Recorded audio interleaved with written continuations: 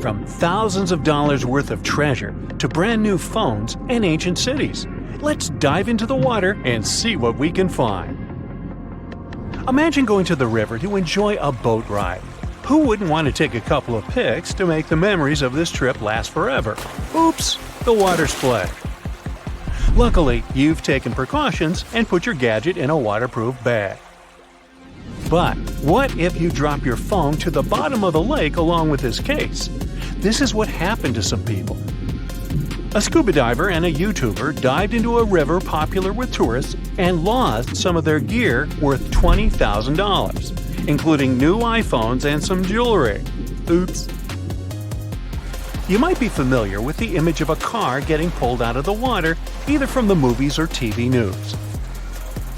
Large cargo vessels sometimes sink, and trucks inside them go along. That's what happened with the Thistlegorm wreck. It sunk in 1941 in the Red Sea, and these Bedford trucks were inside. Want to see something more valuable, like treasure? A British cargo ship was carrying a heavy load of silver ingots, but the vessel sank. Treasure seekers knew there was silver on the ship. Since the 1940s, they've been looking for it. The Odyssey Marine team got lucky. They made the discovery in 2011. The treasure was more than 14,000 feet below the surface. The ship had carried more than 110 tons of silver ingots. Finders keepers! The Odyssey team kept 80% of the treasure and gave 20% to Her Majesty's Treasury. Of course, there were more items on the ship, like letters, teapots, and silk sheets. You can see them in the exhibition called Voices from the Deep at London's Postal Museum. Now how about some underwater art? Sure, here you go, Polynesian moai statues. These statues have been discovered in several areas across the world. For instance, Easter Island is full of different size statues, but many of them can also be found in Cancun, Isla Mujeres, and Punta Nizu, Mexico. Seeing full-body statues from thousands of years ago under the water would probably be a lifetime experience. Gold coins are also popular items found in shipwrecks. Many divers come across coins worth a lot of money. But there's one diver in Florida who truly hit the jackpot. In 2015, they stumbled upon nearly $1 million worth of treasure. The discovery was 51 gold coins, 40 feet of ornate gold chains, and a rare coin that was made for Philip V, the King of Spain. They were once frightening and dangerous, and they still look spooky. Yo-ho! I'm talking about pirate ships. One pirate shipwreck from the 18th century was excavated off the coast of Colombia in 2015. The treasure found there was worth between $4 and $17 billion. It contained precious stones, gold, and many other items. The next one is an underwater city. Neapolis is a city washed away by a tsunami. It was built on the coast of North Africa nearly 1,700 years ago. Divers uncovered the city's remains in 2017. Researchers have also discovered Roman columns, as well as household goods and tools. Now, let's go all the way back to 1503. Portuguese explorer Vasco da Gama was fighting a storm when he lost his ship Esmeralda. The ship was discovered in 1998, but it had to wait for more than a decade to be excavated. Researchers found navigational tools there. They didn't have as much value as Spanish gold, but they were historical treasures. Now, in Amsterdam, they fish for bikes in canals. 1/3 of working Amsterdammers cycle to work. Others use their bikes for different purposes, like exercising, going shopping, and so on. There are more bikes in Amsterdam than permanent residents. Unfortunately, many bicycles and even some cars end up in Amsterdam's canals. The fact that Amsterdam has 165 canals with a combined length of 60 miles doesn't make the authorities' job easier. Obviously, the owners don't throw their bikes into the water. Bikes can end up in the canals because of strong winds, vandalism, theft, or by accident. Every year, authorities fish up between 12,000 and 15,000 bikes. Our next one is a lost city. Heraklion was ancient Egypt's gateway to the Mediterranean. It became submerged and hidden under the sand. This city was famous. Maybe you've even heard about it. It was mentioned in the legend about Helen from Sparta and Paris from Troy. So, how was this ancient city discovered? In the early 2000s, a team of divers found a huge fragment of rock on the seabed and took it up to dry land. It turned out that it was a piece of the statue of Hapi, who was the lord of the river of ancient Egyptians. The team continued searching and found 6 other pieces. Around them, they saw temple ruins, pieces of pottery, jewelry, coins, oil lamps, and so on. Even an old copy of the New York Times. Nah, not really. Granada Underwater Sculpture Park is the world's first, what else, underwater sculpture park. Why is this park so special, besides being located in the beautiful waters of the Caribbean? You can see the park on a snorkeling or scuba diving trip. The sculptures are about 9 to 16 feet underwater. The atmosphere and the experience itself make it special. The sculptures are made from concrete and steel. Some of them weigh as much as 15 tons. They're covered with underwater creatures. The statues were put there to help protect reefs, maintain the health of the ecosystem, and restore underwater life in that area. Now, submarines are designed to go underwater, so maybe you wouldn't expect to see them on this list. But submarines do, in fact, sink. Divers have discovered many submarines. For instance, an Australian submarine was found off the coast of Papua New Guinea more than a century after it had sunk. Now here's another submerged city, but this one was left underwater on purpose.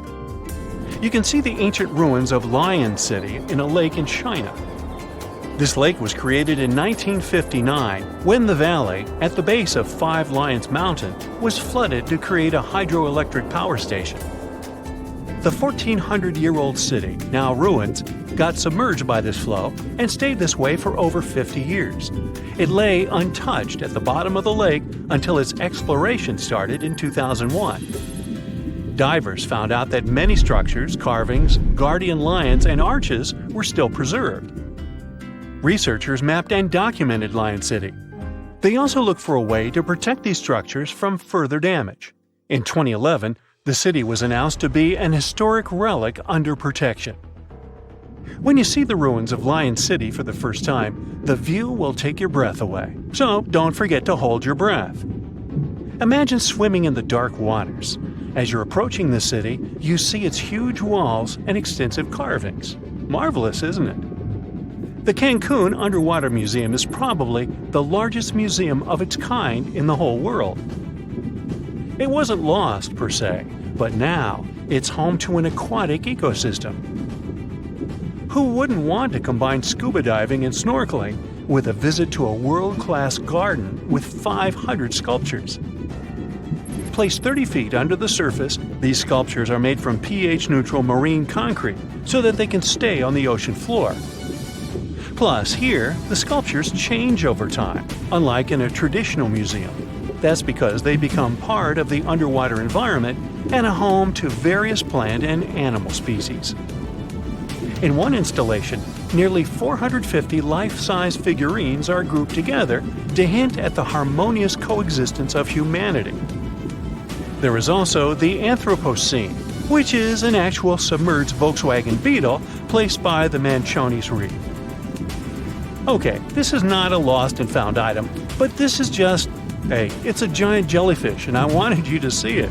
This creature is known as the lion's mane jellyfish, and it's the largest known species of jellyfish. So, I'm happy now. And have you ever discovered anything underwater? How much time passed between the inventions of the first computer and the appearance of the modern one? The first electronic computer in history is the ENIAC, Electronic Numerical Integrator and Computer. It was invented in 1945 by American scientists. But there's an older machine. It's the Babbage difference engine. English engineer Charles Babbage built it in 1822. This means more than 200 years have passed since the first computer, and we would have thought so if, at the beginning of the 20th century, divers hadn't discovered a computer more than 2,000 years old. In 1900, a group of divers searched for sea sponges in the Mediterranean Sea between the island of Crete and mainland Greece. But instead of sponges, they found sunken treasure ships. It was one of the most significant archaeological finds of that time. At the bottom were Greek marble sculptures and many other artifacts. Among them, divers found a strange piece of stone the size of a large book. They ignored it and put it with other finds in the museum. A few months later, archaeologists began to study the block and discovered that a strange object with bronze gears was hidden inside it. This shocked all scientists because, according to historical data, such things could not exist in ancient Greece. The technologies of that time were not so developed. Scientists started studying this object and realized they had no idea what it was. They called it the Antikythera mechanism, and they had been trying to unravel its purpose for over 100 years. The fragility of the object added complexity. It had been underwater for a millennia. Its internal instruments were damaged, and when scientists touched them, they fell apart. Over many years of research, the object has split into 82 fragments, becoming a real puzzle for scientists worldwide. They found out that it was a machine designed for astronomical calculations. With the help of X-rays, computer tomography, and virtual modeling, people could partially recreate the image of the mechanism. It was a complex structure consisting of 30 rotating gears that turned the dial. The whole mechanism was set in motion with a hand crank. All this was necessary for the ancient Greeks to track the positions of the moon and the sun and calculate the time of eclipses and the Olympic Games. It's as if Silicon Valley was in ancient Greece and the best minds united to create a revolutionary startup. The Antikythera mechanism showed that people in the distant past had excellent knowledge of astronomy and technologies for studying the starry sky. Considering that time, it was not just a machine, but a supercomputer. People entered data into it and got the result after the complex calculations it performed.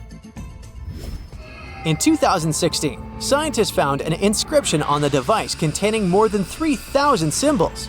It was something like a manual for use. The text had information about eclipse colors, celestial body movement, and astrological predictions. It was like a reference list of all the events that happened to the planets in the sky. The Greeks realized that all astronomical bodies in the starry sky moved along the same routes. That is, they had orbits close to the plane of motion of our planet around the sun. Ancient astronomers couldn't calculate the path of their movement, so they created the Antikythera mechanism. This was one of its main functions. The researchers found confirmation of this version in the words of the Roman lawyer Cicero. In one of his quotes, there was a mention of a computing machine created by mathematician Archimedes. According to Cicero, the machine could depict the movement of 5 stars called wanderers. At that time, people called celestial bodies that way. Archimedes had lived before the Antikythera mechanism was invented, but perhaps he created the drawings that became the basis of the device. The mechanism worked, and when you turned the handle on it, it rotated the gears in the front and rear parts of the device. And then, the dial showed you the direction of movement of space objects. Besides, the machine had an astronomical calendar inside and tracked the time of sporting events, such as the Olympic Games, and also helped to calculate the exact time of the eclipse. Apparently, the Antikythera mechanism was something like a powerful organizer used by scientists or wealthy citizens of Greece. But what is most unusual is that its creator probably installed the function that changed the observation properties depending on the observer's location. This means that ancient astronomers had to enter different coordinates in different areas for the correct result. NASA computers can do all these things today.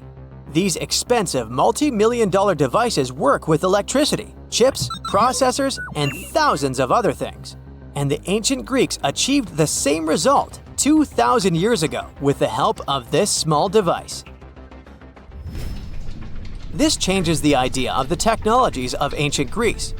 People of that time had plumbing and used steam to control some equipment. They were developed, but no one expected them to go so far. Archaeologists were sure that people of ancient times used giant rough gears to operate windmills, and now it turns out that they could create small and complex mechanisms that modern scientists couldn't figure out for 100 years. Divers continue to study the seabed where the Antikythera mechanism was found. They have already found other items, such as nails from the ship and a bronze ring. Such underwater excavations are dangerous and complicated, so the research takes a long time. Experts think that the Antikythera mechanism was not a single copy. Perhaps the ancient Greeks made the same or similar machines. Maybe they're hidden somewhere or were melted down to create something else. In those days, bronze was a costly metal, so when ancient astronomical computers broke down, people could melt them and sell the metal. Some researchers refer to the Antikythera mechanism as the ancient prototype of all modern devices. Phones, computers, and tablets have something in common with this machine. By the way, have you heard of the odometer device? This device tracks the distance traveled by car or other means of transport. Nowadays, odometers are digital, but this technology used to be mechanical, and the ancient Greeks were the first to invent it. According to some records, Archimedes might have created it. The Roman later adopted this device for use during long journeys to aid in road construction. The ancient Greeks were the first to attempt to understand the rules of geometry. The Babylonians and Egyptians used geometry in different spheres of life. However, the Greeks decided to use logical reasoning to establish the rules and formulas that we still use today. Archimedes observed that when a solid object was immersed in water, it displaced a mass of water equal to the volume of the object. Have you heard of the Hippocratic Oath? This document is read aloud by all doctors before they start practicing medicine. For us, concepts such as confidentiality between a doctor and a patient seem commonplace, as well as a doctor's duty to always try to cure and save people's lives. But all of this was invented by ancient Greek Hippocrates. In addition to the famous oath, he was one of the first to make a scientific leap in medicine. In ancient times, people viewed illnesses as punishment for bad deeds. But Hippocrates discovered that diseases were natural and that the human body could react differently to them. This may seem obvious now, but the ancient Greeks reached this conclusion in 460 BCE. Aristotle was the first to suggest that our planet is a sphere, and thanks to him, we enjoy movies, TV series, and performances. The ancient Greeks invented theater in the form we know it today. Aristotle wrote the first rules of drama in history, which guide directors and screenwriters on how to keep the viewer's attention. Greek writers created plays in various genres, including tragedies, satires, and comedies. All of this contributed to the formation of Western culture, and that's why many directors enjoy staging ancient plays. And this is only a small part of what the Greeks invented. Therefore, it's quite logical that they were able to create the Antikythera mechanism.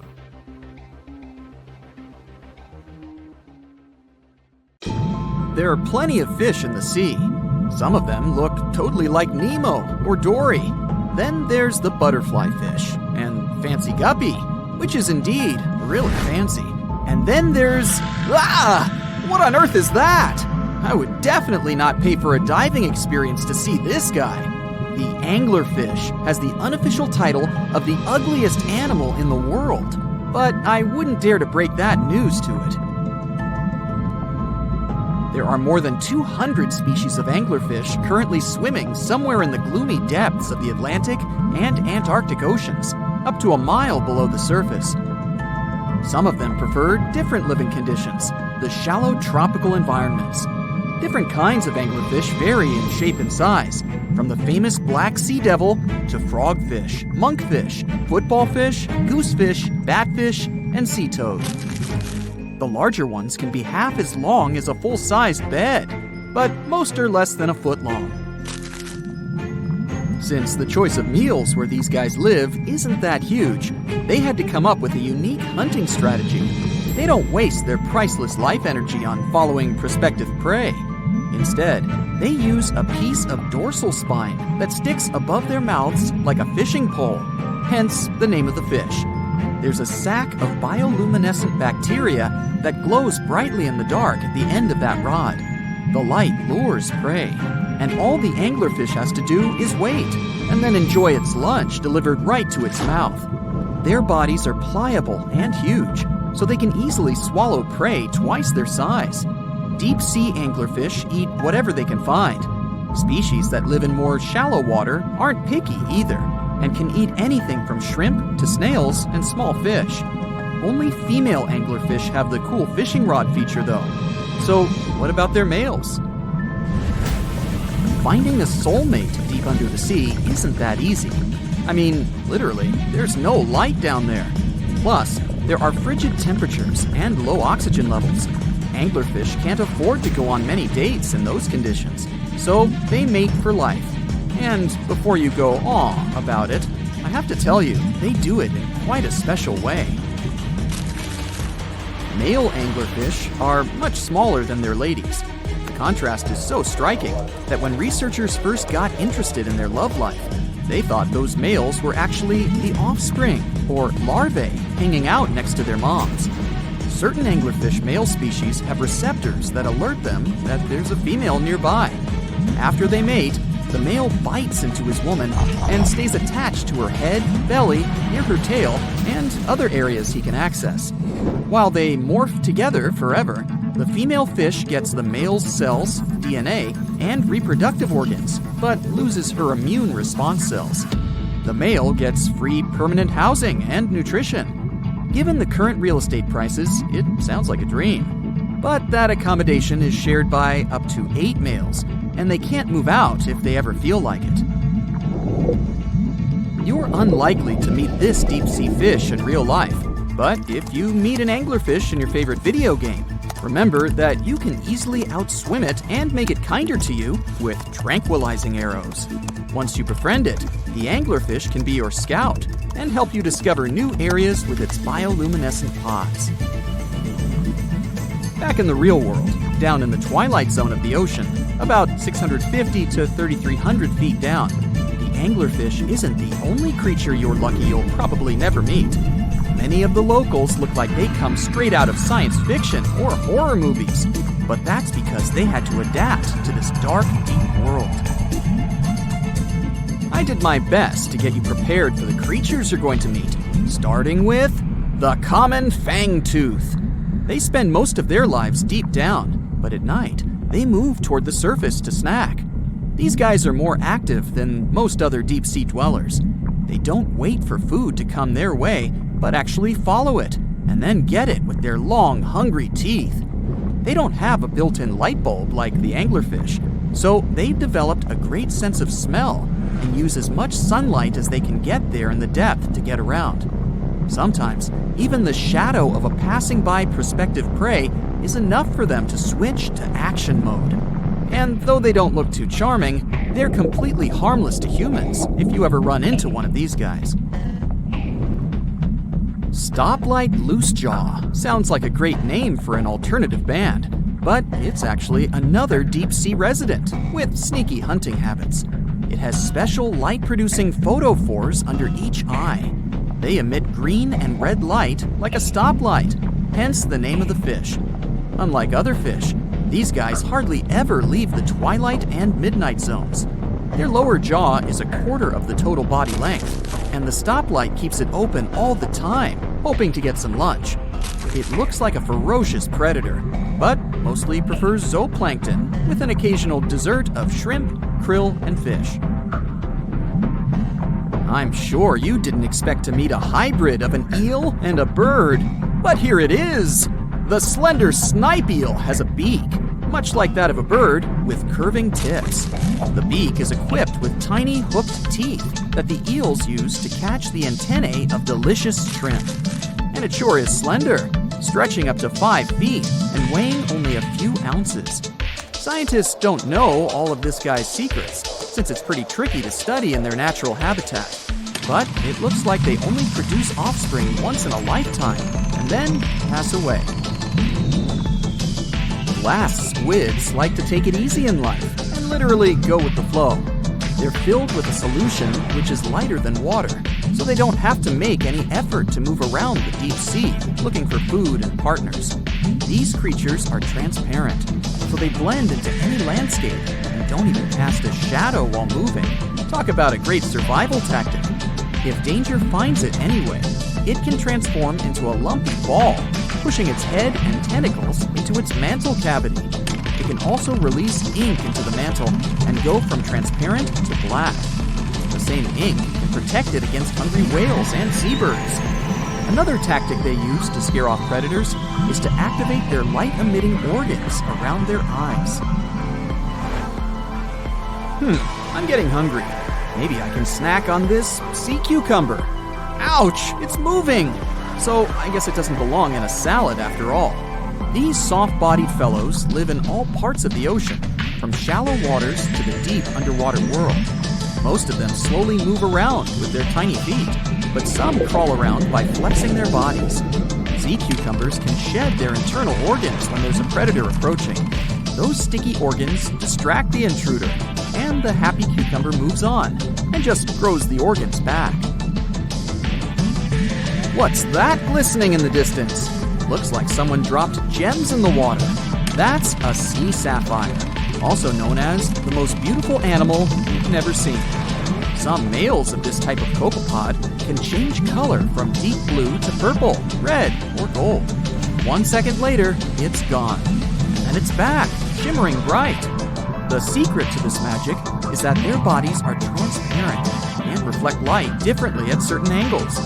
It looks like it's their way of communicating between each other and attracting mates. Female sea sapphires don't have the same superpower, but their eyes are bigger compared to males, probably to spot them from a distance. Males roam wild and free, and their ladies stay in the crystal palaces of strange barrel-shaped jellies called salps. Most of the ocean is still shrouded in mystery, whether we're talking about dark corners or creatures that are hiding in the depths. But sometimes it gives us a peek into scary things it hides in its cold, dark depths. Like when you hear on the news that there are some deep sea creatures washed ashore after a powerful storm once again. Some just look weird, while others are real monsters that live at depths of more than 3,300 feet. The coldest and deepest parts of the ocean have created one specific phenomenon called gigantism. So, sea spiders, squids, worms, and many other animals, mostly invertebrates, or creatures without backbones, they're all way bigger and scarier than the versions we see in the more shallow areas. In the Pacific depths, you can see a sea sponge as large as a minivan. Or what about the colossal squid that lives in sub-Antarctic waters and is nearly 14 times longer than the arrow squid, a type that mostly lives in New Zealand? Researchers found many of these underwater monsters in the abyssal zone of the ocean. Back in 2021, the researchers showed images of the giant phantom jelly. It was at a depth of 3,200 feet. Its tentacles were 33 feet long. Wow, I wouldn't like to face that one on the beach. It probably eats only small fish and plankton, but it can swim to depths of more than 21,900 feet. And down there, this giant jelly doesn't have enough food. How does it survive then? Scientists haven't figured it out yet. And there are even more questions related to the giant squid, the biggest one ever found. This monster is 43 feet long, with a weight of nearly a ton. Imagine if those tentacles would grab your car, or something like that. They would smash it like it was a toy. There's no light in the abyssal zone. Sun rays just can't penetrate that deep. So there's no algae or underwater plants there. Local animals mostly eat snow. Marine snow is not like the regular one you build a snowman with. It consists of any small flakes or remains that fall from the surface of the ocean. Maybe even some leftovers that animals up there couldn't eat. So it's not much. But apparently, it's enough for very large creatures that hide deep down there, like giant squids. Squids that generally live at such depths don't bother going after their prey. They just wait until the poor animal swims right up to their long tentacles and falls into a trap. It may not be the best method ever, because not many animals will even swim into these dark, cold parts, but it's the method that saves energy. A giant squid eats only 1 ounce of fish daily, which is approximately 45 calories. That's nearly 50 times fewer calories than an average person should eat per day. So when a squid gets 1 fish, it saves it for a couple of days. I hope giant squids won't get the idea to go to the surface and look for food when there's not enough of it in the abyssal zone. And I hope even more that giant Greenland sharks won't get that same idea. You can find them at depths of up to 7,200 feet. They're twice as slow as we usually walk. They swim at a speed of 1.12 feet per second. Their slowness is part of the energy-saving mechanism that creatures down there need to survive. But they can speed up in the form of short bursts when they need to catch prey. But they kinda change their diet from predator to scavenger, considering their environment. There will be more leftovers falling from the surface than animals to go after. Greenland sharks grow just 0.4 inches per year, and they're mostly 20 feet long, which means they live for a very long time, sometimes up to 400 years. They also have a slow metabolism, and that's one of the main factors for their long life, too. Greenland sharks like to spend their time in cold waters. They're adapted to that, since their tissues have specific chemical compounds that prevent the forming of ice crystals all over their body. That means they have some sort of natural antifreeze. So what makes them so big? Scientists are still not sure, but some theories try to explain it. There's this thing called Kleiber's rule that says bigger animals tend to be more efficient. Just take a small fish and compare it to a whale with a mass hundreds of times bigger. The whale has a greater metabolism. It conserves energy more efficiently and loses less of it to the surroundings through heat. Moving on, bigger animals can ingest bigger prey. They're more likely to go through tough issues in their environment or defend themselves from predators going after them. Also, the body gets bigger when temperatures are lower. The Greenland shark is a perfect example. So are giant sea spiders. Sea spiders are generally common, and you find some very small ones at 0.04 inches. But in deeper parts of the Antarctic, they become 3-foot-long giants. They grow so big because the cold water has more oxygen. That way, more of it diffuses into the animal's body, and that allows it to grow bigger. Yeah, both as a creature and a nightmare. And how about this giant tube worm? Researchers found it accidentally while they were exploring the mysteries of the Pacific Ocean floor. They stumbled upon unusual hydrothermal vents.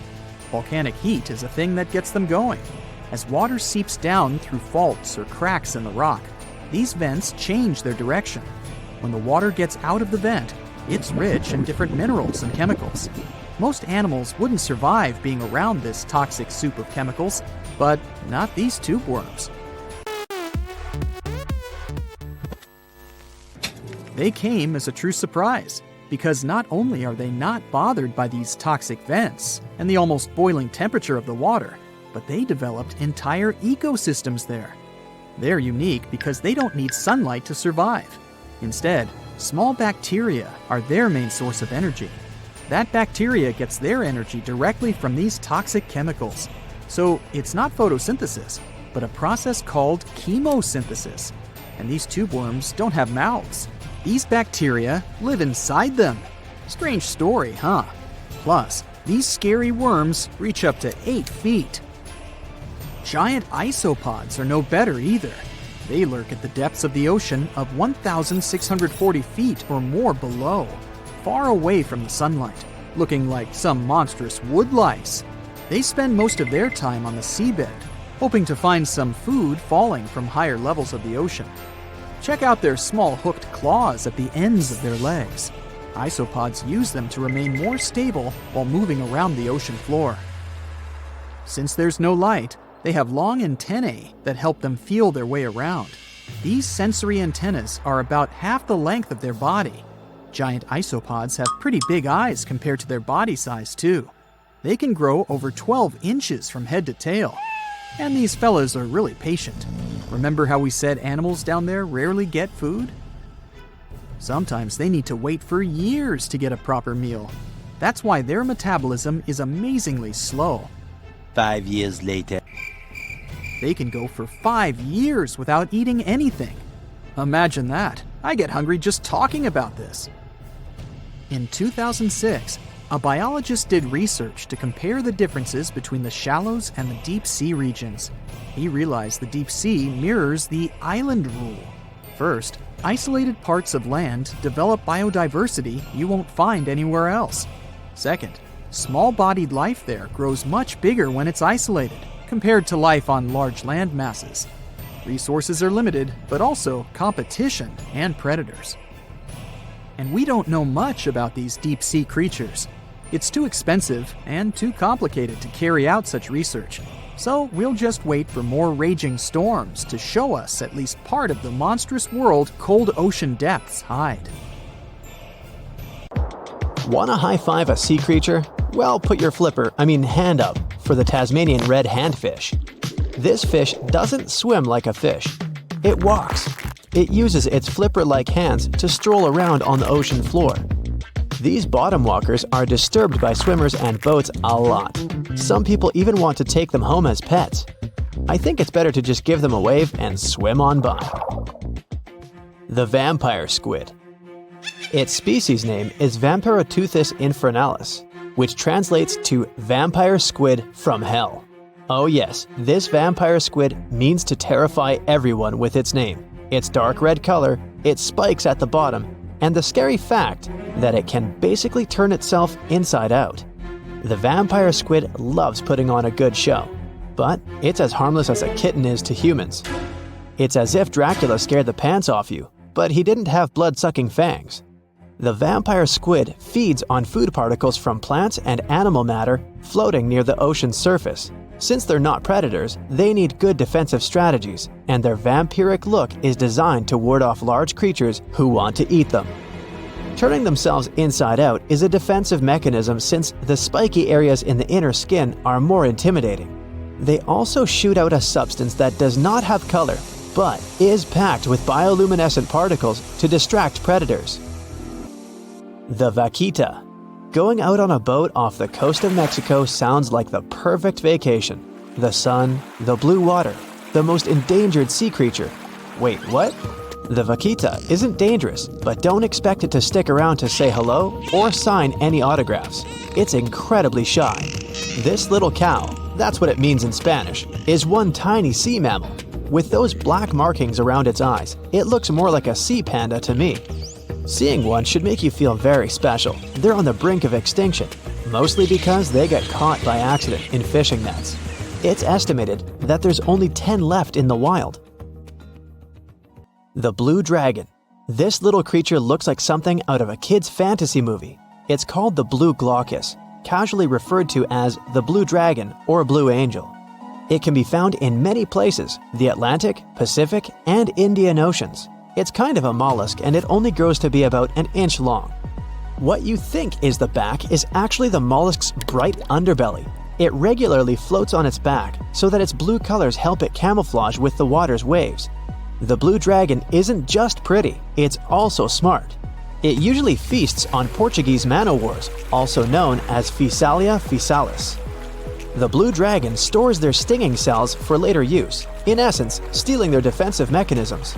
When the blue dragon is threatened, it releases those stinging cells it stored, directing them at an enemy to sting them with more power than the Portuguese man-o'-war would have been capable of. As they can store a huge amount of stinging cells, they can be a threat to humans. So, if you find one, don't pick it up. It's best to admire it from a distance. The barrel-eye fish. If you ever wanted to have Superman's X-ray vision, looking at the barrel-eye fish will make you feel like you gained that superpower at some point in your life without even realizing it. The barrel eye has a transparent head, so you can see how their eyes and brain look inside. This magnificent creature lives in the deep sea. This is the lowest level of the ocean, where strange creatures roam in near-freezing temperatures and constant darkness. They're exposed to water's pressure that's almost 1,000 times that of the surface. If the idea of the deep sea sends a shiver down your spine, stay tuned to learn about another of its creatures later on. The barrel-eye fish can be found in the Atlantic, Pacific, and Indian Oceans. You might be wondering, why oh why would a fish have a see-through head?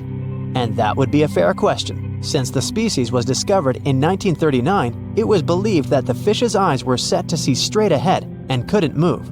So it was assumed that they had tunnel vision. Scientists Bruce Robinson and Kim Reisenbichler from the Monterey Bay Aquarium Research Institute recently discovered that the fish can move its eyes vertically to see through the top of its translucent head, thus noticing if there are predators or prey nearby. The transparent head also allows more light to enter so they can detect prey better.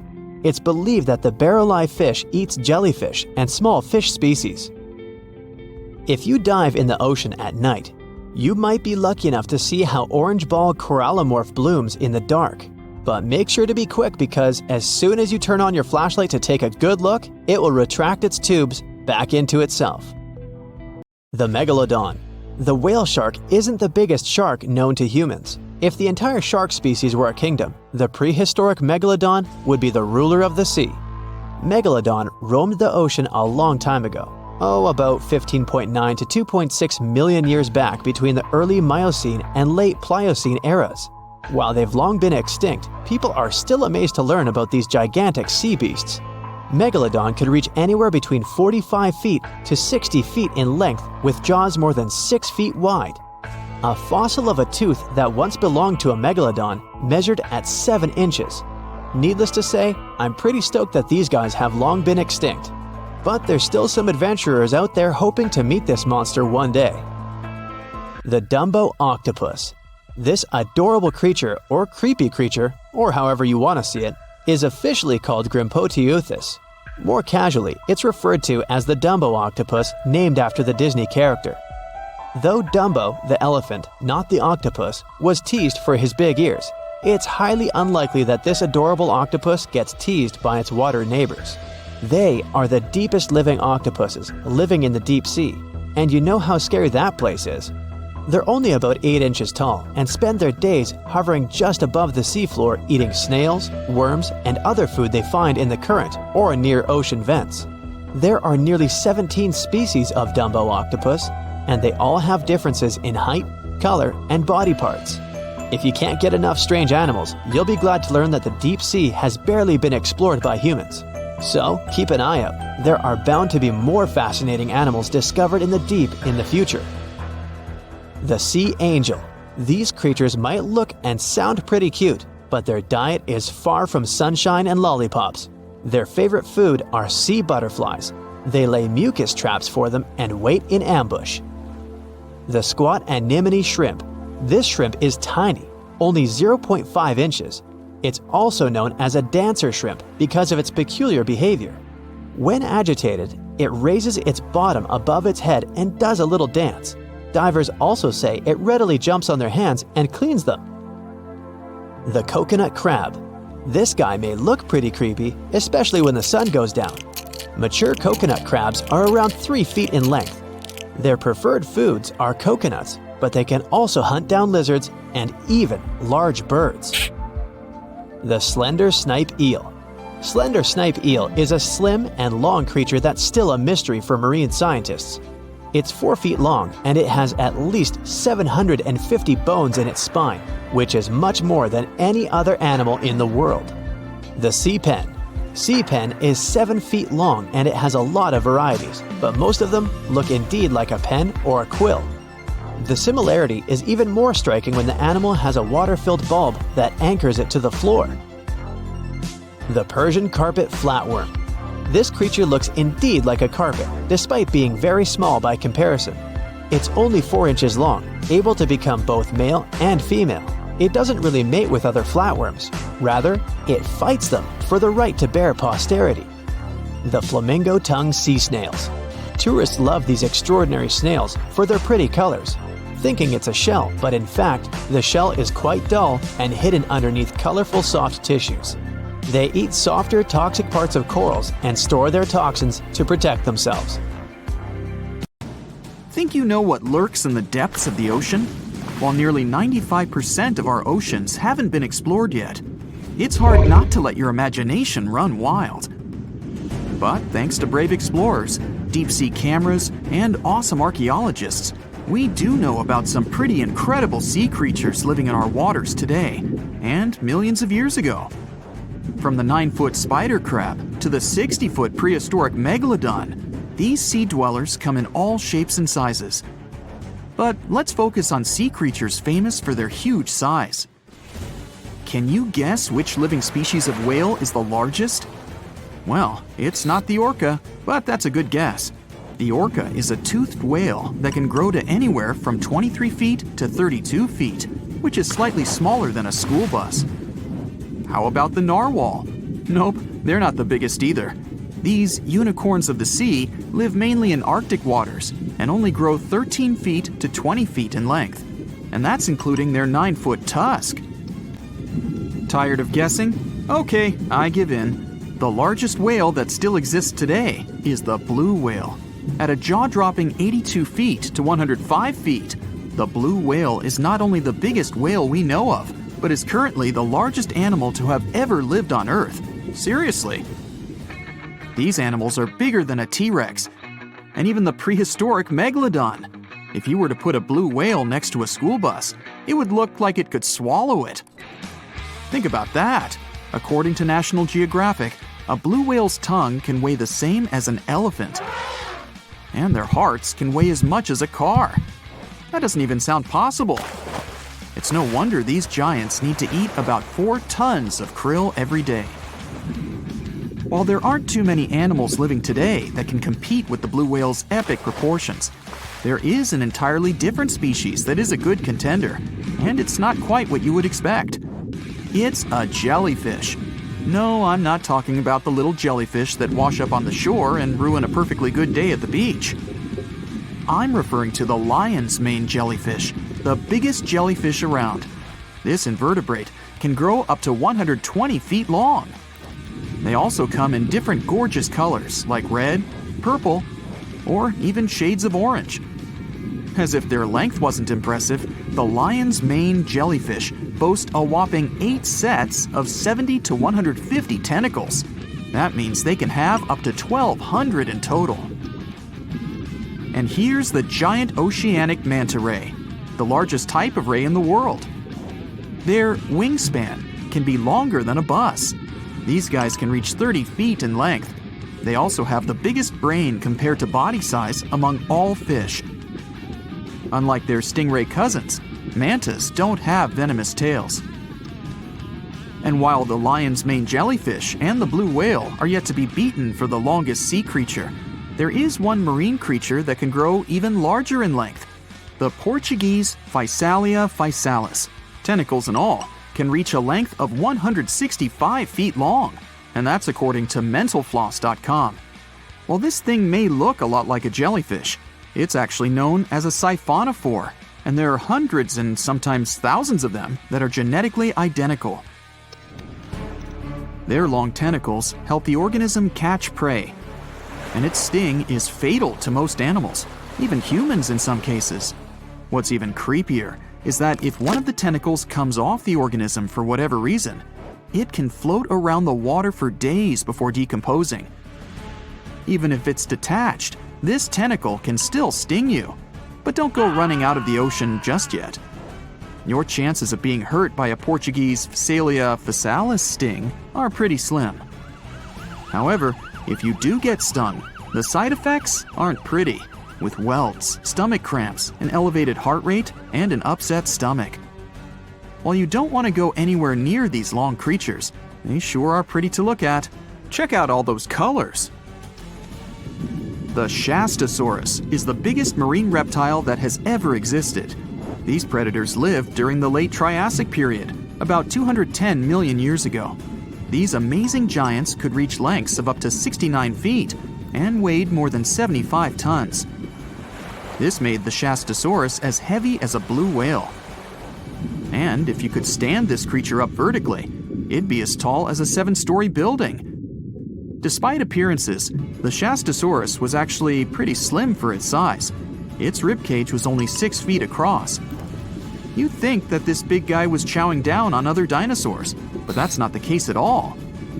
This reptile survived on a diet that consisted of small fish and cephalopods, like octopuses and squids.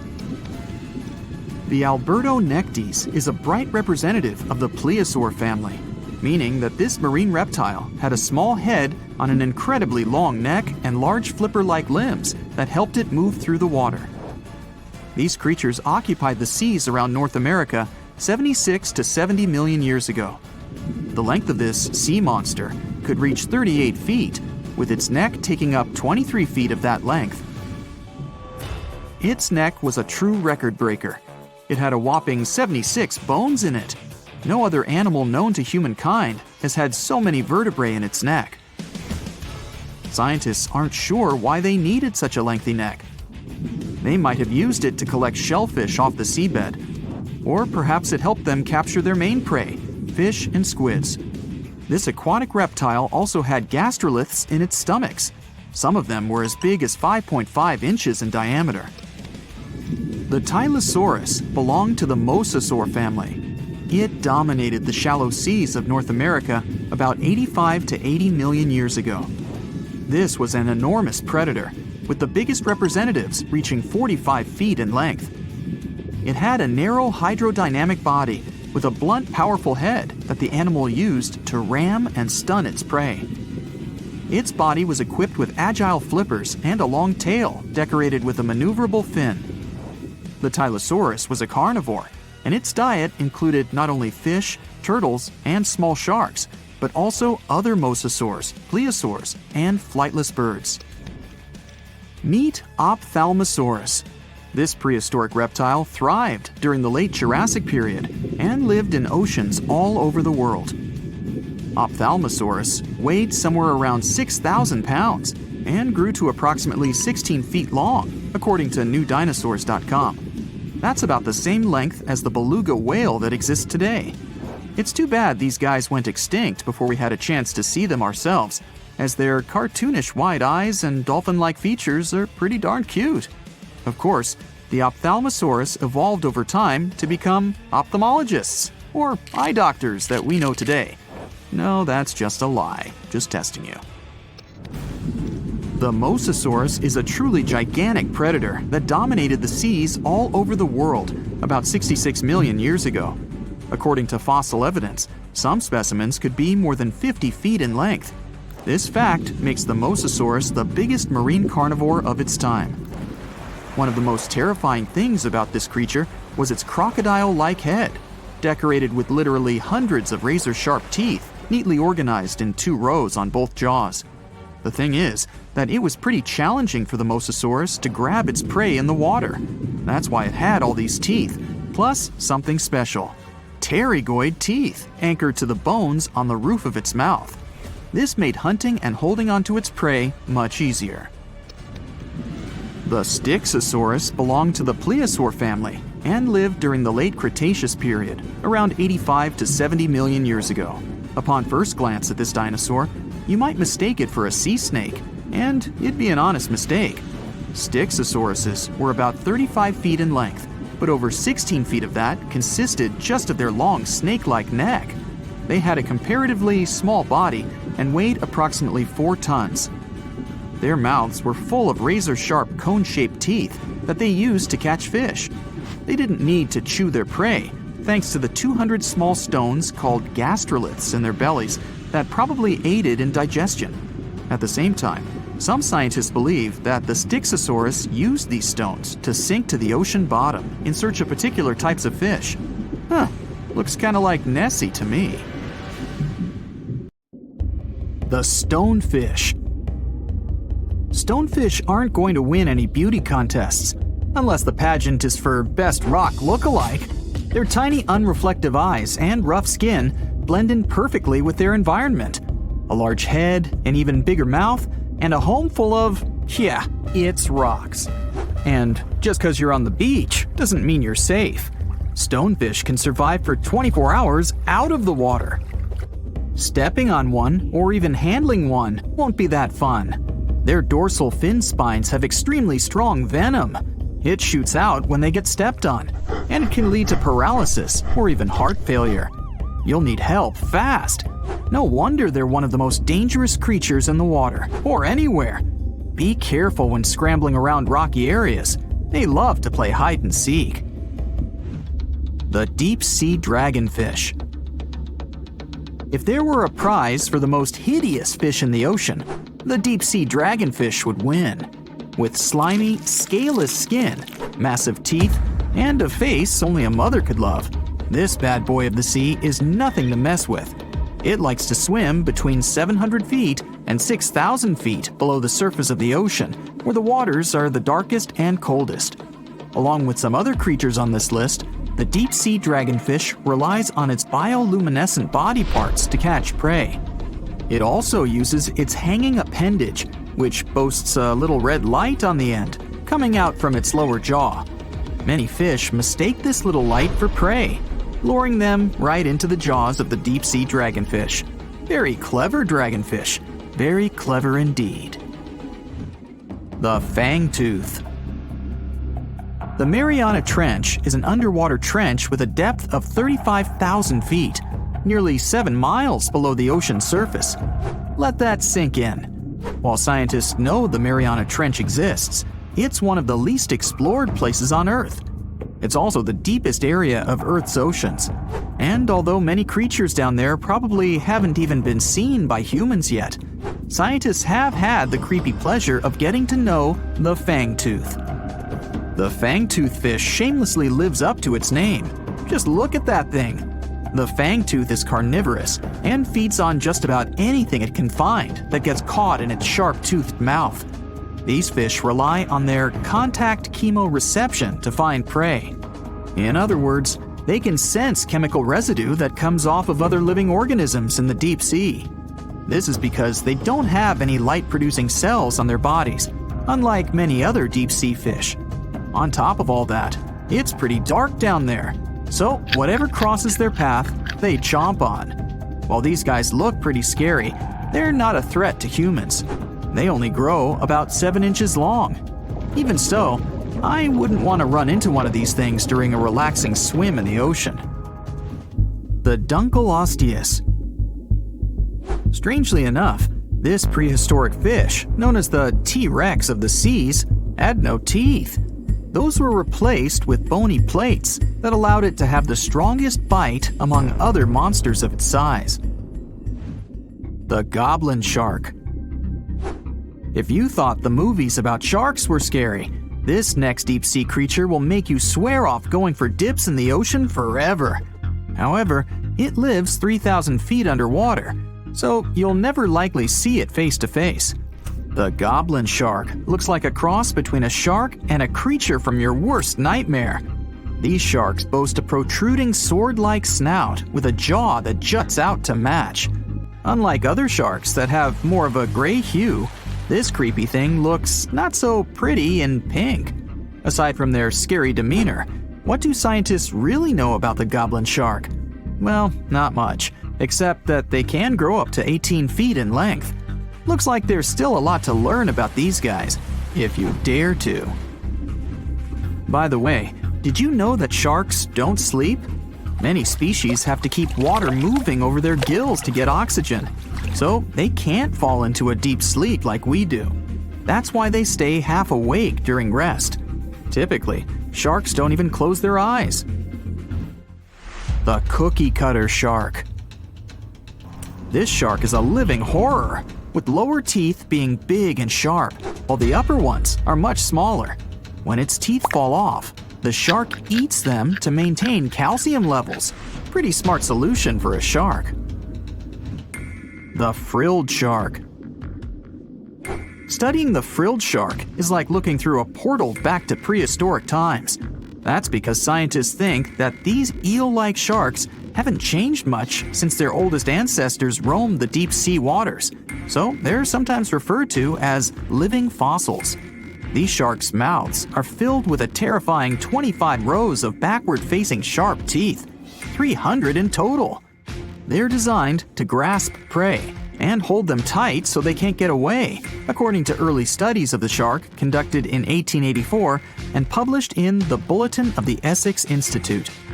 Luckily for swimmers, the frilled sharks live between 390 feet and 4,200 feet below the ocean's surface, so they'll probably never run into them. Probably. This is probably the worst nightmare of any dentist. The Northern Stargazer. Take a look at this cutie. The Northern Stargazer is definitely not something you'd wish to see on the ocean floor. This horrid creature hides its body under the sand, leaving its face above to wait for prey. The Tasseled Wobbegong. Here's another carpet shark on our list. It lies low on the bottom of the sea and patiently waits for its prey to come by. The Australian Ghost Shark. The Australian ghost shark isn't really even a shark, but a very bony fish. It's also a living fossil. It hasn't changed within the last 400 million years. Believe it or not, sharks and humans have a common ancestor that lived around 440 million years ago. Even though we both evolved in our own way, there are still some signs of that connection. For example, the genome of an elephant shark is very similar to humans. The Leopleurodon. This list of terrifying creatures would be incomplete without mentioning the terrifying and prehistoric Leopleurodon. This carnivorous marine reptile existed during the Colovian stage of the Middle Jurassic era and ruled the waters at 9 feet in length. Scientists believe Leopleurodon thrived in this deep-sea trench because of its ability to swim long distances and its 4 paddle-like limbs. While they probably weren't able to propel themselves toward prey like other animals of the area, they did manage to accelerate and attack very ruthlessly and efficiently. Additionally, they relied on their long snouts to smell prey, which leads scientists to believe they didn't rely on sight for hunting. This means they could have thrived in the dark Mariana Trench. Around 150 million years ago, Leopleurodon became extinct due to competition for prey against other thriving marine reptiles. And I think I speak for all of us when I say, thank goodness for that. Considering that scientists have only explored 5% of the ocean floor and found some of the scariest sea creatures imaginable, one can only dream of what other animals reside in the deep sea waters. Perhaps it's best to keep them in your imagination. Am I right? The megamouth shark. This shark is a filter feeder, and it's friendly to humans, although its huge mouth can look quite threatening. Like basking sharks, it swims with its mouth constantly wide open, as if it were on Twitter. The gulper eel. This deep-sea eel has an easily distended belly that allows it to swallow prey twice its size in a single monstrous bite. They have very unusual jaw shapes and can reach about 2 to 3 feet in length. Do you see that large log near the ocean floor? Maybe it's part of an old ship. Treasure, gold, diamonds, I'm rich! Well, as you get closer, you notice something. It's swimming! It's not a shark or a dolphin, it's a saltwater crocodile! Now don't panic. If you bump into one of these reptiles in the sea, it's unlikely it'll think of you as food.